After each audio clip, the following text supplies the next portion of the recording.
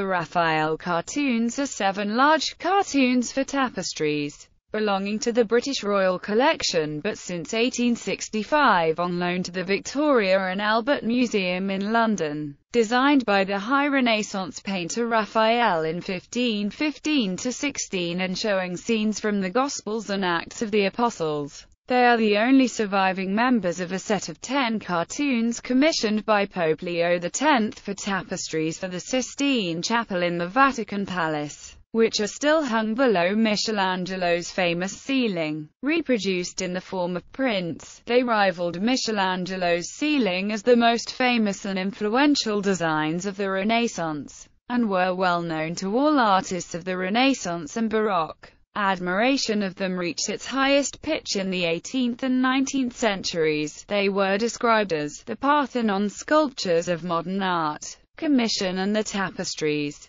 Raphael, whom Michelangelo greatly disliked, was highly conscious that his work would be seen beside the Sistine Chapel ceiling, which had been finished only 2 years before, and took great care perfecting his designs, which are among his largest and most complicated. Originally the set was intended to include 16 tapestries. Raphael was paid twice by Leo, in June 1515 and December 1516, the last payment apparently being upon completion of the work. Tapestries retained their late Gothic prestige during the Renaissance. Most of the expense was in the manufacture, although the creation of the tapestries in Brussels cost 15,000 ducats. Raphael was paid only 1,000. The cartoons are painted in a glued distemper medium on many sheets of paper glued together. They are now mounted on a canvas backing. They are all slightly over 3 meters tall, and from 3 to 5 meters wide. The figures are therefore over life-size. Although some colors have faded, they are in general in very good condition. The tapestries are mirror images of the cartoons, as they were worked from behind. Raphael's consciousness of this in his designs appears to be intermittent. Raphael's workshop would have assisted in the completion. They were finished with great care, and actually show a much more subtle range of coloring than was capable of being reproduced in a tapestry.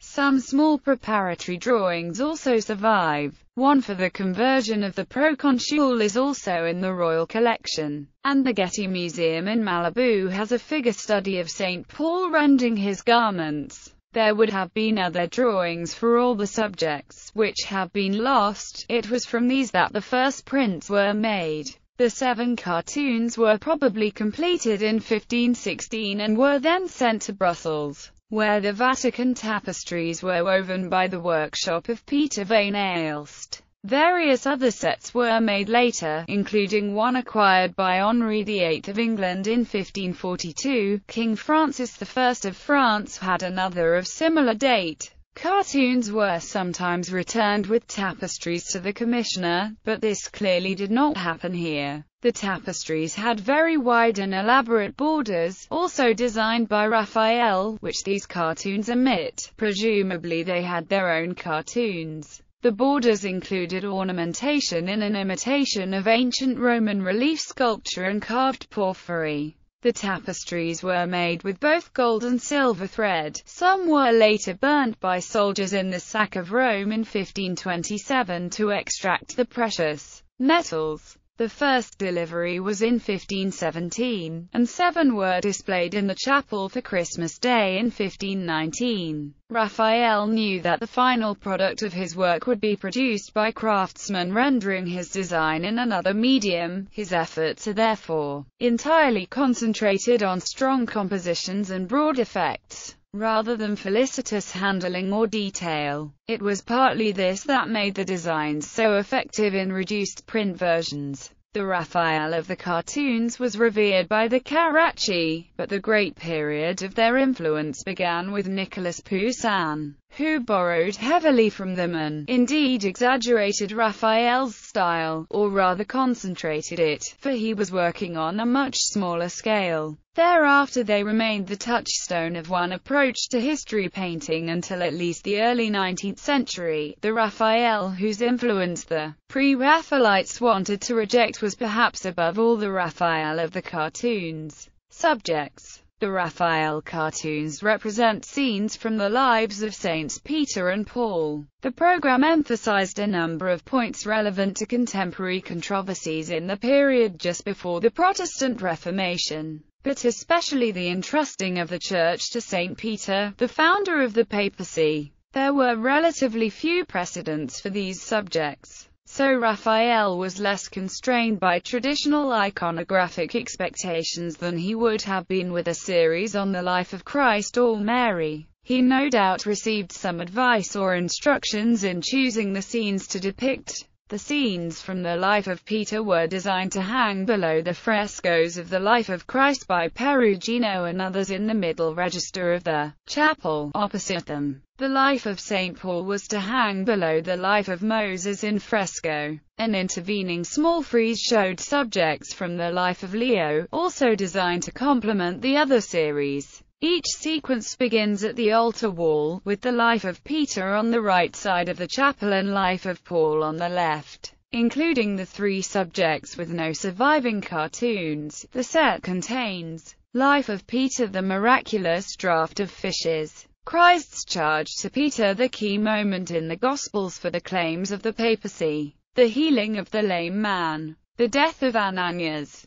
life of Paul, the stoning of St. Stephen at which Paul was present before his conversion, the conversion of St. Paul, the conversion of the proconsul or the blinding of Elymas. Paul had been invited to preach to the Roman proconsul of Paphos, Sergius Paulus, but is heckled by Elymas, a magus, whom Paul miraculously causes to go temporarily blind, thus converting the proconsul. The sacrifice at Lystra. After Paul miraculously cures a cripple, the people of Lystra see him and his companion Barnabas as gods, and want to make a sacrifice to them. Paul tears his garments in disgust, whilst Barnabas speaks to the crowd, persuading the young man at center to restrain the man with the sacrificial axe. St. Paul in prison, smaller than the others. St. Paul preaching in Athens. The figure standing at the left in a red cap is a portrait of Leo, next to him is Janus Lascaris, a Greek scholar in Rome. The kneeling couple at the right were probably added by Giulio Romano, then an assistant to Raphael. In England, the cartoons were bought from Urbino's a collection in 1623 by King Charles I of England, then still Prince of Wales, using agents. He only paid £300 for them, a price that suggests they were regarded as working designs rather than works of art in their own right. Charles had in fact intended to make further tapestries from them at Mortlake, but was well aware of their artistic significance. They had been cut into long vertical strips a yard wide, as was required for use on low-warp tapestry looms, and were only permanently rejoined in the 1690s at Hampton Court. In Charles's day these were stored in wooden boxes in the banqueting house, Whitehall. They were one of the few items in the royal collection withheld from sale by Oliver Cromwell after Charles's execution. The fate of the other three cartoons from the set is unknown. William III commissioned Sir Christopher Wren and William Talman to design the cartoon galleries at Hampton Court Palace in 1699, specially to contain him. By this date, the prestige of tapestries in general was beginning to wane, and those of the early sets that had survived were probably already rather faded and dirty. From this point on, the cartoons became regarded as the most authentic and attractive expression of Raphael's conceptions. European taste had also moved in their favor. Their dignified classicism was very much in tune with the movement away from the more frenzied versions of the Baroque. The fame of the cartoons, as opposed to the designs in general, grew rapidly. In 1763, when George III moved them to the newly bought Buckingham House, there were protests in Parliament by John Wilkes and others, as they would no longer be accessible to the public. They had been greatly studied by artists and cognoscenti alike whilst at Hampton Court, and played a crucial role in forming English expectations of a monumental style of painting, one of the great preoccupations of English art in the 18th century. These were often mentioned in the discourses of Sir Joshua Reynolds, the dominant English critical work on art of the century. Having explained that the principal works of modern art are in fresco, he specifically adds cartoons, which,